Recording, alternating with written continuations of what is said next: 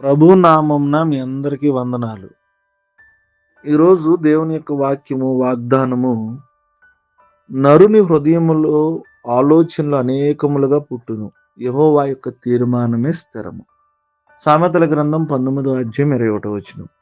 ఈ దేవుని బిడ్డలారా, మన జీవితంలో దేవుని వెంబడిస్తూనే దేవుడు మన జీవితాలను స్థిరపరుస్తాడు అన్న విషయాన్ని గ్రహించకుండా, దేవుని చిత్తం అనేది మనం గ్రహించకుండా ఎన్నో ఆలోచనలు మన హృదయంలో పుడుతూ ఉంటాయి.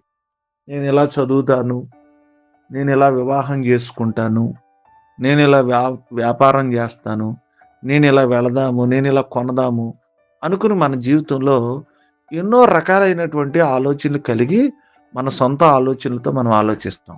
కానీ బైబిల్ చెబుతున్న ఆలోచన ఏంటంటే, మనము ఎన్ని ఆలోచించినా దేవుడు చేయాల్సిందే మన పట్ల జరిగిద్ది. దేవుడు ఏది నీ యొక్క జీవితంలో చేయాలని అనుకుంటున్నాడో అదే దేవుడు చేస్తాడు. దావీదు ఆలోచనలు ఎప్పుడు కూడా ఆయన రాజు అవుతాడని అనుకోలేదు. తన తండ్రి దృష్టిలో కూడా లేడు. తన దృష్టిలో కూడా లేడు. ఒకవేళ తన ఆలోచనలు రకరకాలుగా ఇలా గొర్రెలతో నేను ముందుకు వెళదాము, లేకపోతే అనేకమైన ఆలోచనలు ఉండుంటాయి. కానీ దేవుడు దావీదుని స్థిరపరిచాడు. దావీదు పట్ల ఆయన తీర్మానాన్ని స్థిరపరిచాడు. ఈరోజు నీ జీవితంలో, నా జీవితంలో కూడా, నీ పిల్లల జీవితంలో కూడా, నీ జీవితంలో కూడా దేవుడు ఒక ఉద్దేశాన్ని నెరవేర్చబోతున్నాడు. ఆయన ఆలోచన స్థిరపరచబోతున్నాడు. ఆయన తీర్మానం నీ పట్ల ఏముందో అది చేయబోతున్నాడు. కాబట్టి మనకొస్తున్న ఆలోచనలన్నింటినీ పక్కన పెట్టి, ప్రభువా నీ యొక్క తీర్మానమే స్థిరపరచబడాలి నా పట్ల అని మనం ముందుకు వెళ్ళి ఆయన మీద విశ్వాసం కలిగి ఆయన ఆలోచనలతో మనం ఆలోచించి దేవుని ఆశీర్వాదాలు పొందుకుందాం. ఈ కొద్ది మాటలు దేవుడు మన వెనుకల్లో దీవించును గాక. ఆమేన్. ప్రార్థన చేసుకుందాం, తల్ల వంచుకుందాం, కళ్ళు మూసుకుందాం. మహా గొప్ప సర్వోన్నతుడైన దైవమా, మీకు వందనాలు. రాత్రంతా కాచారయ్యా, మరొక దినాన్ని ఇచ్చారు. మళ్ళా ప్రభానైనా ఈ దినం నుంచి మళ్ళా శనివారం వరకు మీ కృప మాకు దయచేయండి.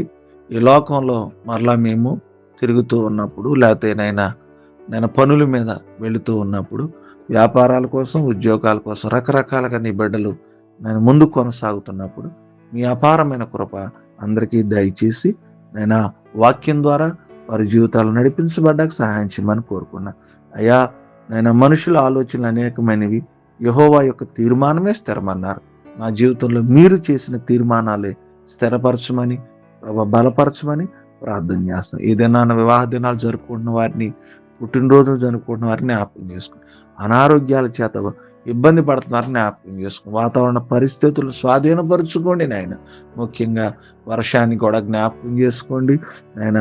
మీరే సహాయం, ఈ దినపు పనిపాట్లో మీరే తోడుగుండి మీ కృప చేత మమ్మల్ని నడిపించి మీరే సహాయం చేస్తారు. నమ్మది ప్రార్థన చేస్తున్నామని అడుగుతున్నాను తండ్రి. ఆమెన్.